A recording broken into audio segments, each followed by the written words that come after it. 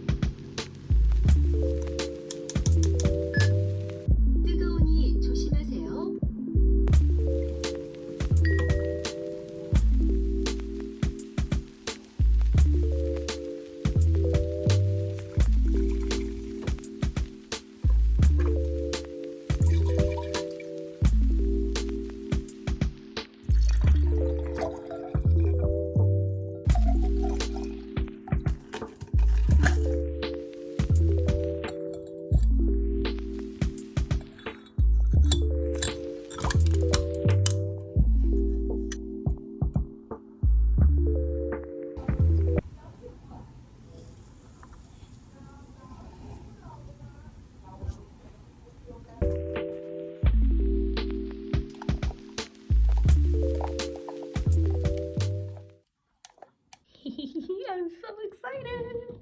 Time to finally get into my most anticipated read of May. That is something I haven't read because I'm also excited for Little Mushroom's re-release from Seven Seas. But yes, I'm so freaking excited. Let's go!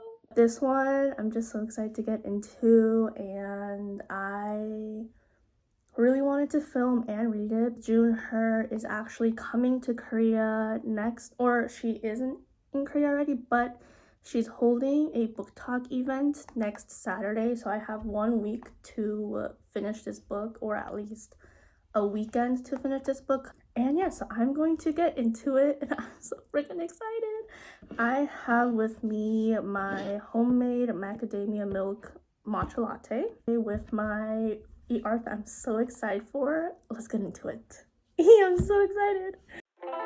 어젯밤에 내가 잘못했어. 이제 그만 나를 용서해줘. 앞으로 더 잘할게 라고 약속해 baby.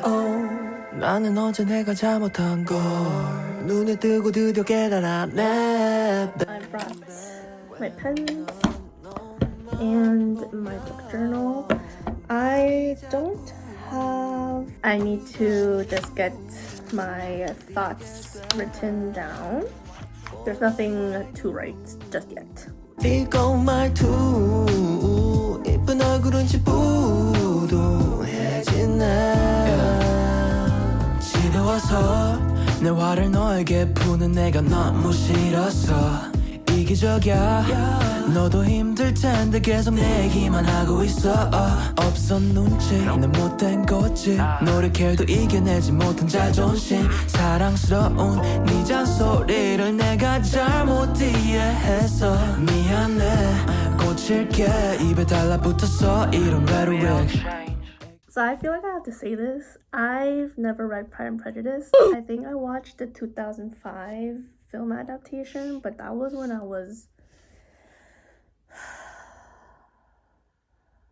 like really young back then because my sister wanted to watch it, so I don't remember what happened. So I actually don't really know much of the references. I feel like I know some. I think I might have read like passages or like sections from the book, but I don't think I read. No, that was Persuasion. I don't know what I'm saying. I've never read the book. I've tried.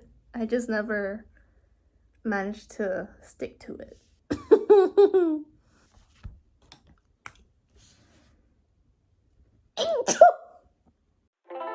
어젯밤에 내가 잘못했어. 이제 그만 나를 용서해줘.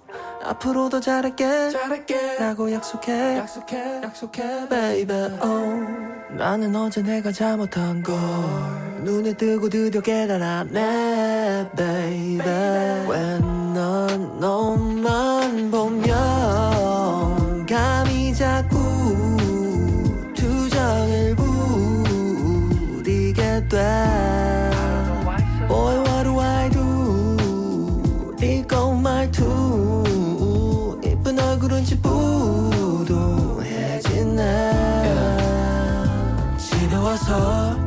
화를 너에게 푸는 내가 너무 싫었어 이기적이야 너도 힘들 텐데 계속 내 얘기만 하고 있어 없어 눈치 난 못된 거지 노력해도 이겨내지 못한 자존심 사랑스러운 네 잔소리를 내가 잘못 이해해서 미안해 고칠게 입에 다 Oh my gosh, this is so much and only 6 chapters. Okay, so I took a short break because, like I said, I've been really into Mario Kart, so I'm wanting to play that and also look up tips for playing it. But like I think I said it before that even though I didn't read Pride and Prejudice, I feel like I know a lot of the plot points, or at least I know of plot points, but because I also read Persuasion, but it's been a while, I can't tell if I'm remembering Pride and Prejudice or Persuasion, because I have friends who really love Jane Austen, so they would tell me what happens and I can't remember. So these are the two scenes that are kind of confusing me. Technically one I know now because I looked it up, but I'm pretty sure that the scene where the main character goes to someplace's house because her sister got a fever or something like that was in Persuasion. And I know that I just double checked it, but I know I remembered in Pride and Prejudice that there was a plot line where one of the Bennet sisters like ran off and got married, and that like caused some sort of scandal, or it definitely made more problems for the Bennet family, especially I think it was like Elizabeth's older sister or whoever was getting like that nice romance with that with the friend of Darcy, I think. And so there's like some things I am kind of aware of what happens in Pride and Prejudice, and I think that one of the sisters we're seeing now is inspired, or like in this is this a retelling? In this like inspired / retelling, the youngest sister here is that one of the younger sisters in Pride and Prejudice. But yeah, so there's gonna be a lot of fact checking I'll have to do. But I am enjoying it. I feel like, again, I didn't read Pride and Prejudice, so I don't know how kind of high the stakes are written out to be in the book. But I feel like it already got pretty high and intense here by the end of chapter 6. Something happened that definitely upped the stakes for them already. We do get the side of the male, the love interest here, Sejun, and it's pretty intense how his chapter ended. Like I'm quite stressed. Honestly, I think I vaguely remember June Hur talking about it, but I love how she's still making a mystery in this what was supposed to be like mainly romance novel of hers. It's super stressful though, because there is like, it's not intense in the fact that it's not like her other mysteries where it's actual murder, but I feel like the stakes are almost just as high in this one because of the society, like the political and social climate in of this time period she's writing in. Because first of all, this isn't a spoiler, but our male main character / male lead, Sejun, he's the son of the Minister of Justice, who's currently in charge of punishing those who are caught like reading fictional novels, because that's currently banned at this time. And he's involved. He's quite heavily involved in that forbidden circle. And one thing that would tie him to that circle has been stolen, and so like he's also needing to get married, so there is a lot at stake for him right now. And so he needs to find out who was it, how did they do it, and like why, and also to make sure, because again, there's a lot of reasons why it was stolen, but the biggest reason as to why that was stolen is definitely the most dangerous for him and his family. So it's like of utmost importance that he finds it. So that's a very high risk mystery right now. But I just love how she couldn't help herself and had to throw in a mystery in there. But yeah. Oh, is this friend? Okay. I think it's coming together. Again, because I've not read the book, so I don't really know which characters are inspired by which characters from Pride and Prejudice other than the most obvious ones. I just came here for a really cute romance story and I'm like stressed. Okay. So again, not a spoiler because I myself am also just reading this for the first time, but it seems like there might be a connection being made between the person who stole the piece of evidence that would tie Sejun to being part of the circle, might be part of the female main character Haewon's circle, like her personal social circle. So whether that's maybe, I'm assuming maybe even her younger sister, maybe one of the maids or other work servants in their household. Yes, it could be that. So a quick update on the day. It's 7:06. I've reached chapter 10. I got to chapter 10 for Behind Five Willows. I feel like the situation is still being set. Again, as I've said many times before, I haven't read the actual Pride and Prejudice book. So in terms of like pacing, and I know it's inspired. I can't remember if it's like inspired or kind of like a retelling of sorts or a combination. But there's no point in saying that. Anyways, I'm on chapter 10. We haven't had much. The scene is still being set. It's establishing relationships, establishing the scene. It's interestingly, we have a bit more of a development for Sejun's half of the story. I feel like Haewon, is that her name? Haewon is definitely gonna be pulled into it, but right now they've only had like that one interaction. And then for Mario Kart, I just finished getting all gold stars, like all the 3 gold stars for all the routes for only 50cc. So on to 100. I think starting at 150cc is gonna take me much longer to get to the 3 stars. So I'm gonna keep reading because it's evening time when I was like, this is when I'm gonna sit down and do a lot more of my reading. I will say, I checked how many chapters there are, and there are 35 plus an epilogue. I don't know how long the epilogue's gonna be.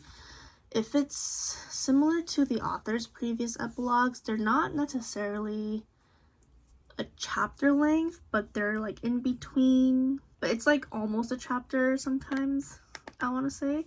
So I'm going to say like 36 chapters, and I'm already 10-ish, technically 10 chapters in. So yeah. The pairing that I thought was gonna be the pairing has met. I'm gonna say there's not gonna be a plot twist about this, so I feel like the pairing that I know of in that book is what I'm seeing happen with the pairing I was expecting in this book. And yes. Okay, so I don't know if this happens in the original novel, but we just have a scene that I feel like means we're gonna get the iconic Rain confession at the end of the book, or near the end of the book. And yeah, I'm excited to see if that does happen, but I feel like this is hinting to that possibility. I'm crying inside. Okay, I'm not crying, but what is the best way? I'm dying because he's such the best, I think, for now, the way he's written, the best way I can describe him is he's such a big tsundere, however you pronounce that, because he, or is that the right term? But he's so silly in how he's such a dumb boy right now. Like, he's just such a dumb boy. I'm not gonna lie, I'm like super confused now because I swear the scene of the older, or at least one of the sisters, getting caught in rain and then being taken care of at the sister's love interest's house, and then the main character going there to help take care of her was in Persuasion. And I know for a fact I didn't read Pride and Prejudice, so seeing that scene seemed to happen here, but it's a inspired slash retelling of Pride and Prejudice. I don't know what's going on. Am I perhaps aware of this plot point because I read a Pride and Prejudice AU fanfiction? But I'm confusing it with Persuasion? I don't know. Something's just not, it's not making sense. I think I will have to look for my Persuasion copy because I'm hella confused. So one thing that I've so far have been enjoying, I'm 40% in, is how there are moments when the author writes like a dialogue or a scene or something, and the next scene or a few scenes later we have kind of what they said happening. So this is the latest example, but it's, I can't remember the others already, but I'm pretty sure I highlighted them, but it's built up to the point where I want to comment on it in a good way. But basically, this is a bit of a spoiler. Basically, what happens is that Hewon is helping her sister write a sort of love letter to the guy she's interested in, and she was kind of giving her sister an example by quoting a piece of literature where the person who was writing in that piece of literature was saying that they have no appetite, or they're like throwing up because they can't, what was it? Wait, let me go back a little bit. So it's basically just like they have no appetite, they can't sleep because of their love for the person in that piece of literature.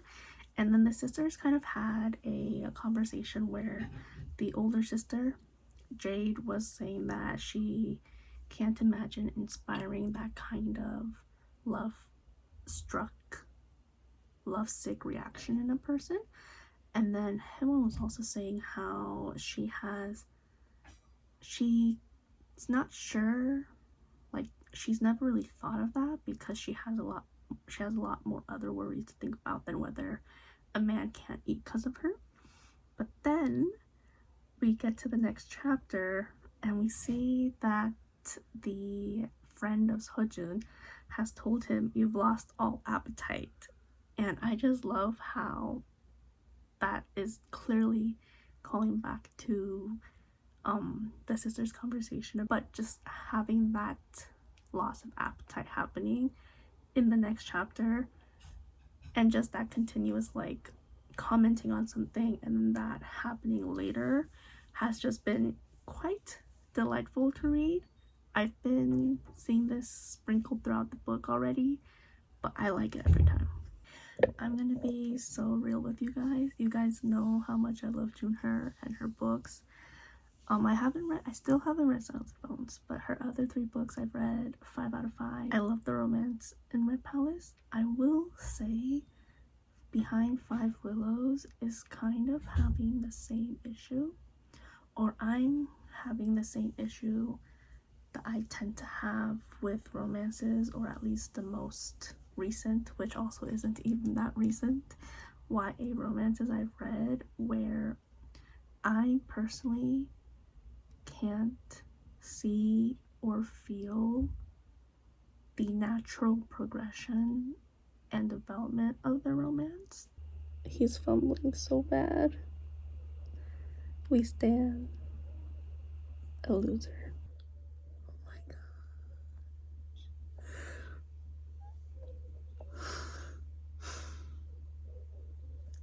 He's such a loser.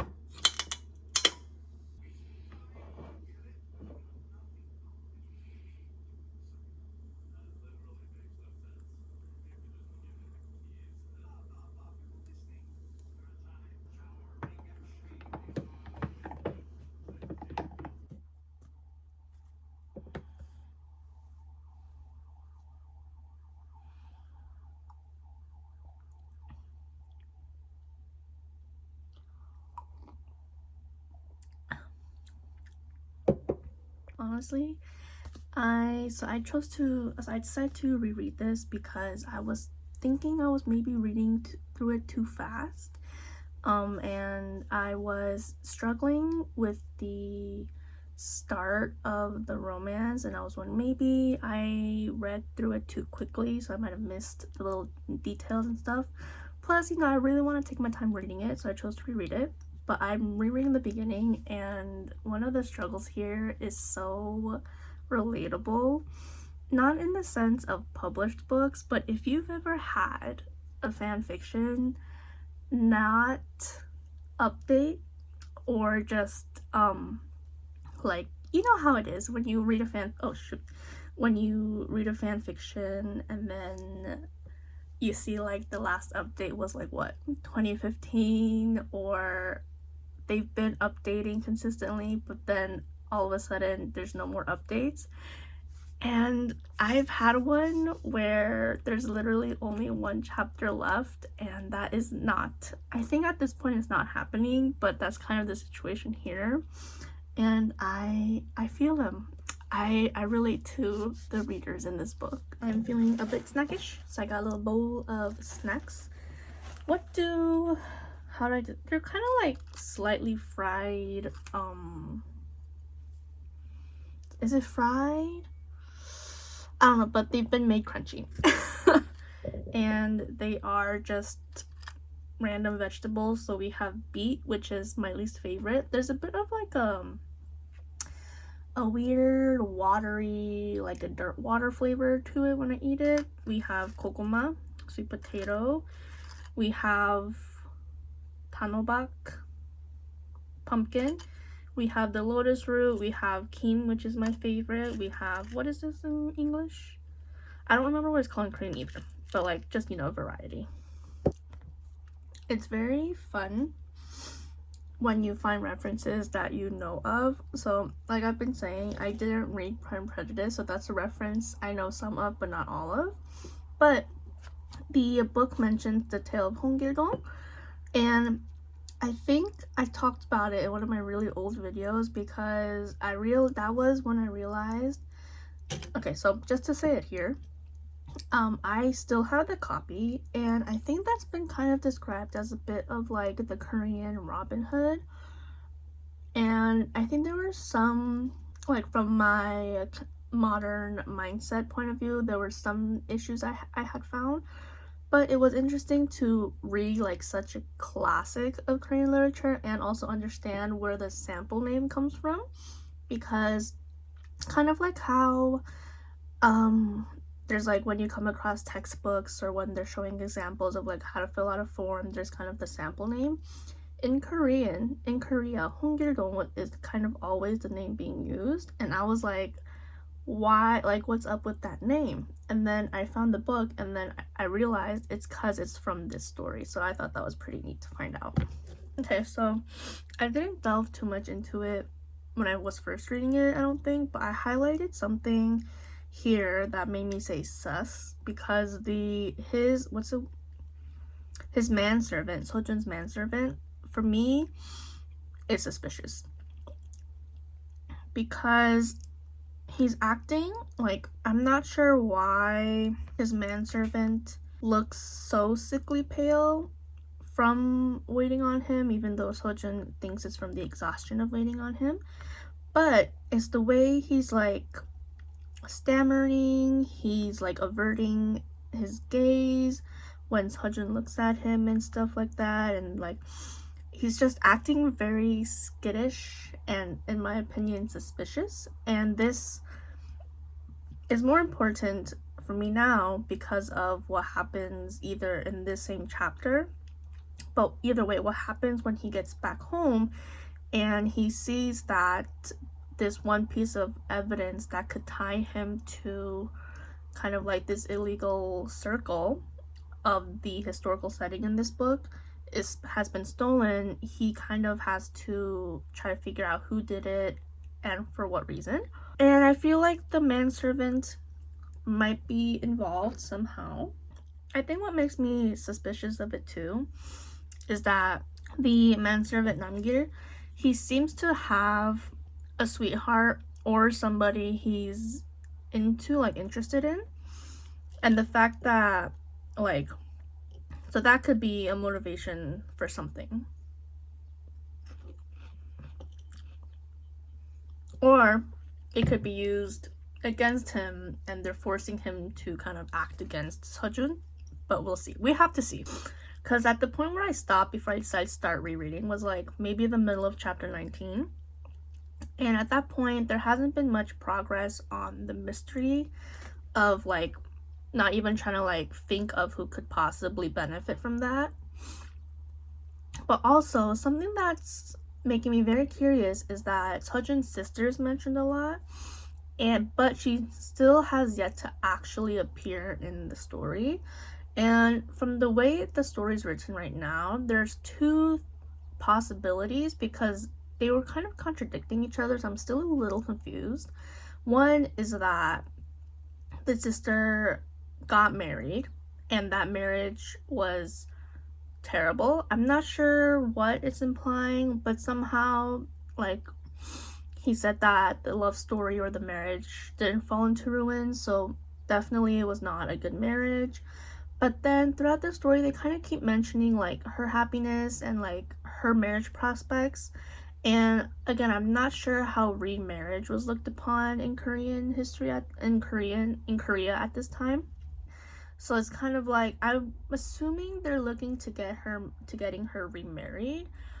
But if that's the case, there still is too much about her situation that's leading up to this that's making it not the clearest. And again, the fact that she still has yet to appear is also a bit of a mystery. You know, as I'm reading, what chapter are we on?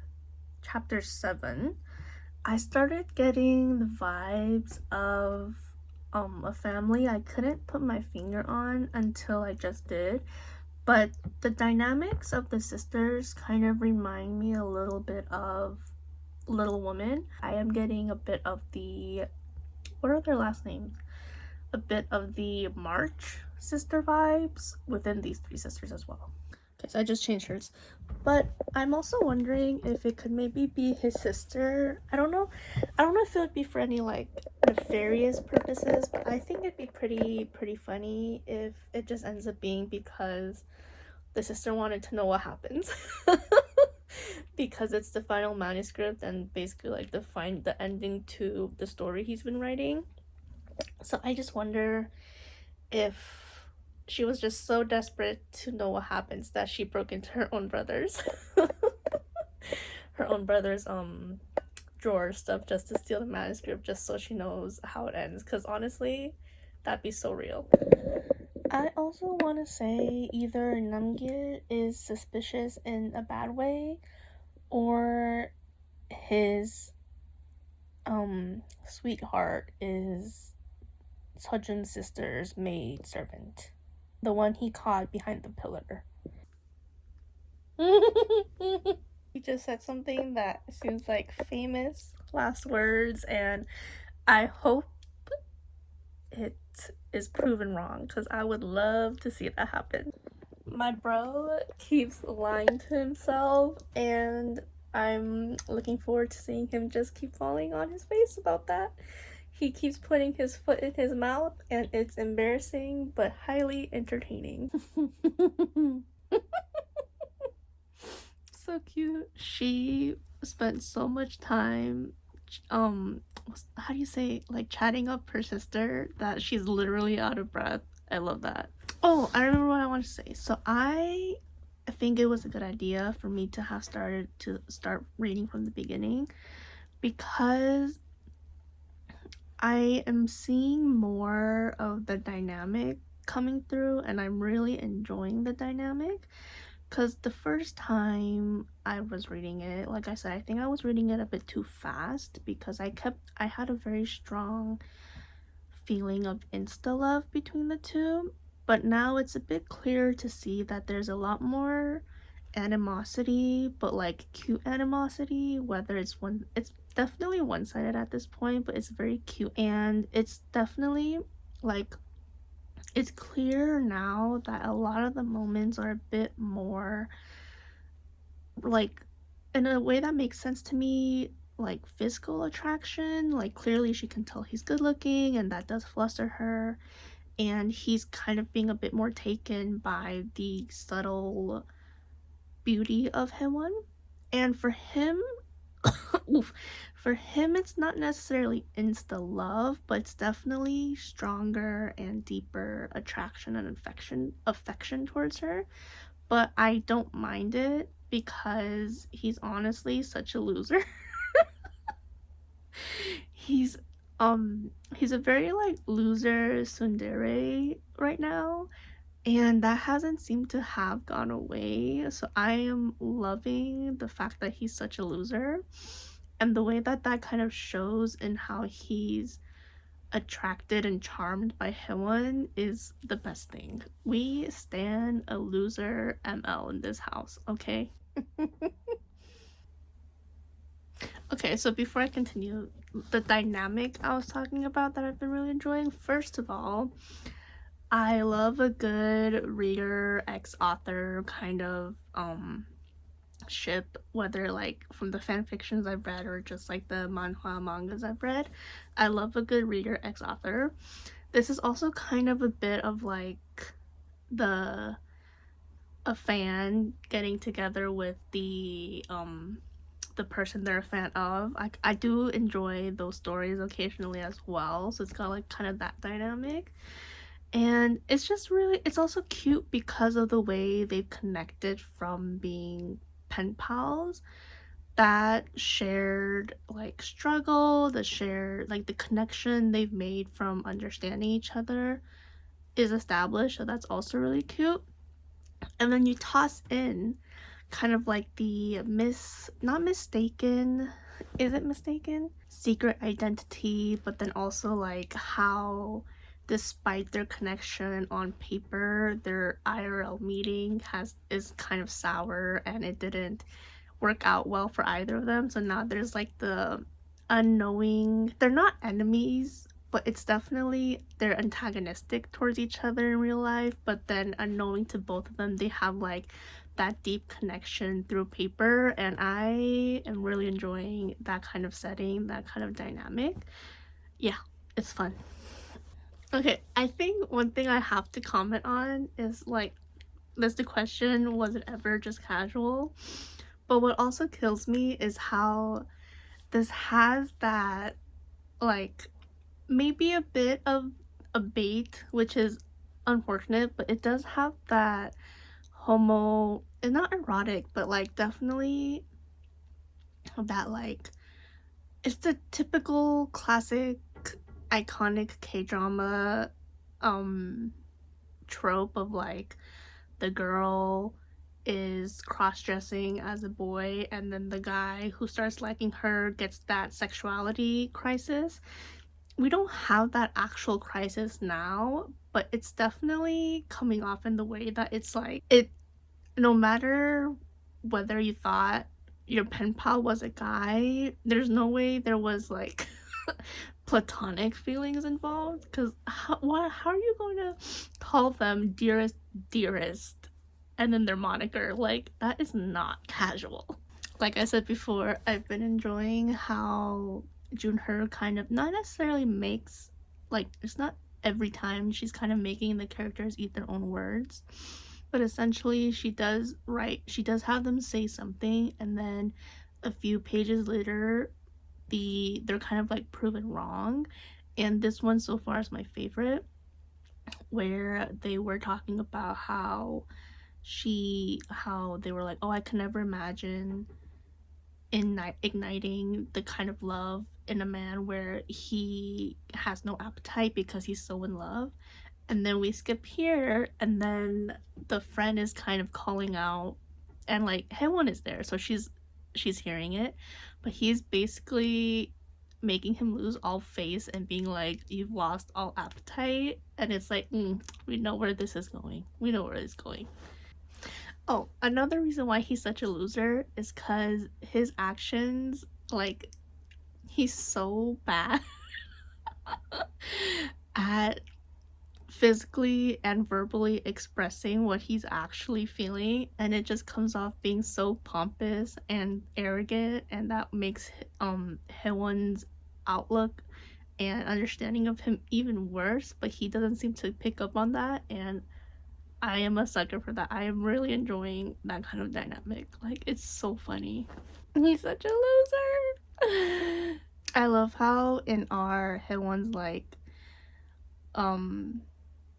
book lover reader mindset that Sejun is now the antagonist in not her story, but the love story that she wants her sister to live out. And it's like, oh my gosh, how bad do you have to be at socializing with Haewon that you are an antagonist in her mind to like Oh wow.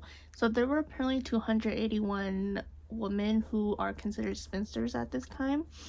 And it's crazy that I don't think a lot of time has passed, but 271 have already been matched. That's crazy. One thing I'm loving is the way that June Hur's writing is making it so vivid, not just visually, but like I feel like I can actually, like, sensory wise, feel like the spring breeze, just hear the fluttering of the flowers as petals fall or as the wind rustles them as I walk by. Like, she's painted such a strong feeling and visual of spring that is just, it's very immersive. And I feel like her writing is just so good at being immersive, because I also remember I will never shut up about this, but in The Forest of Stolen Girls, that was definitely so, like, her writing was so immersive that there was a scene where I had genuinely experienced a jump scare. It's not even horror, right? It's not even that thriller, but it was so vivid and again so immersive. I actually experienced a jump scare reading the book. And I do think part of the reason why it feels so immersive is because it actually is spring right now in Korea, so that's definitely helping it. But it's the fact that she's able to write that out so well. Okay, now we're back to where I had kind of stopped reading.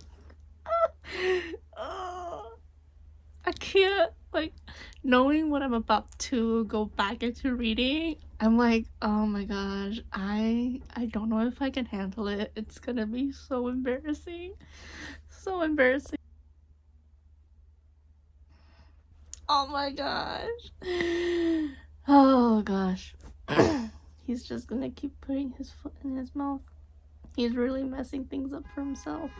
Oh my gosh. Seriously, keep putting your foot in your mouth. Why don't you? You're just making it so much worse for yourself. No, no, he's making it worse. Stop. Stop. I don't think that's why she looks confused, my man. Oh no. He screwed it up so bad. Wait. Oh my god. He screwed it up so bad.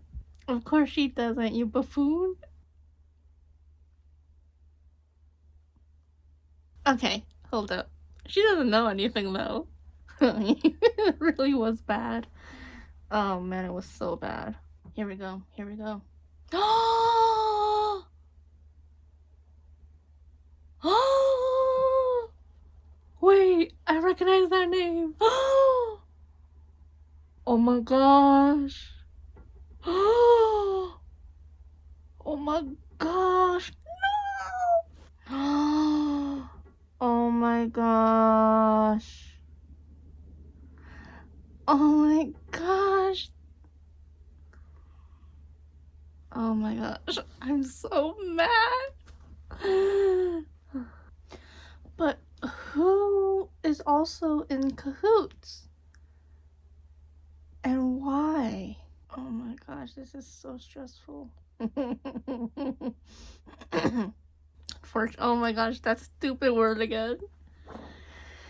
Oh my gosh, you are so. Oh, yeah, this is like. Oh my gosh, you're such a loser. Oh my gosh, you're so bad at this. Stupid. You say it, sister. Oh my gosh, he's so bad at this. This girl says so much only to fall for what she criticizes. Oh my gosh. Oh my gosh, we're so short on time. I feel like we went over what just happened with somebody a bit too quickly. I'm gonna need something more from that after, because that's frustrating. Oh no, the misunderstandings are just stacking. Oh my, this is stressing me out. Oh, but who is the us in this situation?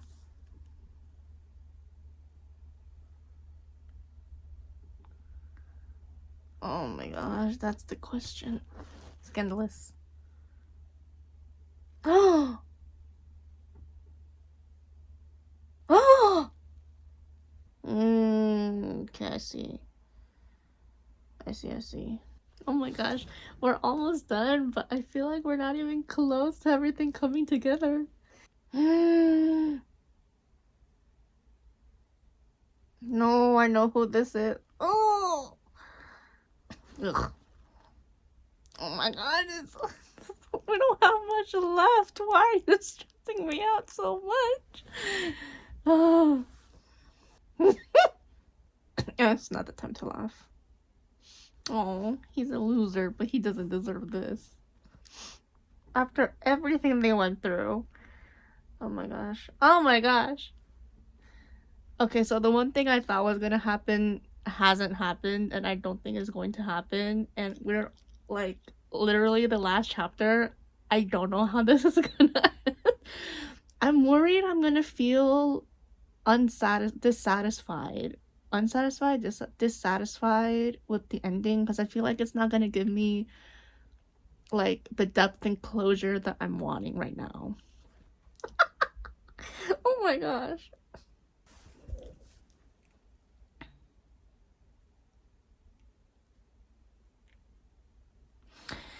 But there's still so much to tie loose ends of. Okay. The only dissatisfaction I have is how I wanted more from the ending. I have finally finished Behind Five Willows, and I will have to say I really wish the epilogue had given. I wish the epilogue had given me more, but that does tend to be a bit how June Hur does her epilogues. I just wish I had been able to just find out, have more of the loose threads tied up for me because I am just the type of reader who needs everything, like any single thing mentioned throughout the story that I still remember at the end. I need to know how it actually like was dealt with and how things have concluded and settled. And the fact that there were some elements here that weren't like that does make me frustrated, and I don't want to rely on headcanons. I want to know the actual truth to these conclusions. But yeah. Okay, I'm going to try to think of what to eat for lunch, gather my thoughts a little bit, and then maybe I might update this vlog later with the full final thoughts. But yeah, so that's it for the actual reading. I hope you guys enjoyed it. It was definitely not as reactive to a Crane Among Wolves as I remember, but Crane Among Wolves was super stressful, I will say. And I think this arc file had a bit more like technical issues than the other one. So I feel like there were some moments where it didn't make the most sense just because of formatting. And maybe just like the minor technical edits of like spelling and grammar. But yeah, I enjoyed it. I think at the rate that I am at, this will probably, it's gonna be scandalous to say this, but I think this is gonna be a 4 to 4.5 star rating. It didn't impact me as much as like the Red Palace or A Crate Among Wolves, and now I'm wondering if it's because there wasn't a murder. But I feel like we don't have enough data to have a solid conclusion. Like June Hur would have to write like 2 other non-murder related mysteries, or just like the mystery is really a backdrop of the story for me to really figure out if the murder mystery is the element that really makes these a 5-star read. But I think I will, this is definitely the lowest this is gonna be a 4-star. But I do need to think through what I thought about everything else. Because like I said, I think the technical issues that the arc file itself had did impede my reading of it a little bit. So, but I feel like there are a lot of elements that I did really enjoy. So I will think about it and then end the vlog. I think I'll think about it and then write out like the reviews I need to do for NetGalley and stuff first, and then get back to you guys. But yeah. Put together so haphazardly that the word elegance is misspelled right there on the cover. Hi guys, good to see you again. Hello. Hola. I had you Merry Christmas. To all our agents and managers, happy have a great Kwanzaa. Now I've been smoking inside my favorite restaurant. Excuse me, sir. You can't smoke meth in.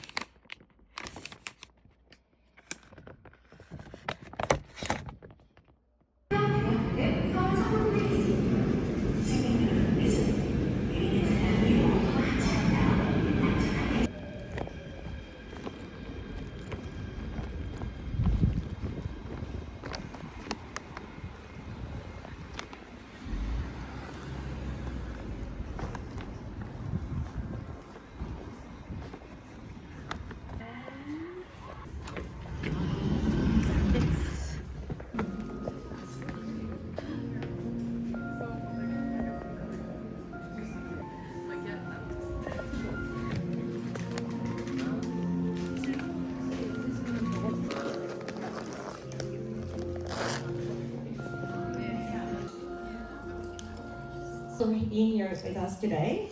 먼저 작가님에 대한 이야기를 조금 들어보면 좋을 것 같은데요. 작가님께서 Well, thank you so much for coming here today. I'm so honored that I have readers who travel all the way here to. Thank you so much. 여러분 너무 아름답지 않나요, 케이크? 네. 작가님 우리가 생일 노래 한번 같이 부르지 마. 같이 부르지 말자. 여러분 작가님 생일 노래 한번 같이 불러보고 싶다는 요청이 있었습니다. 함께 가능하실까요? 네. 자 그럼 하나 둘 셋 하면 다 같이 생일 축하.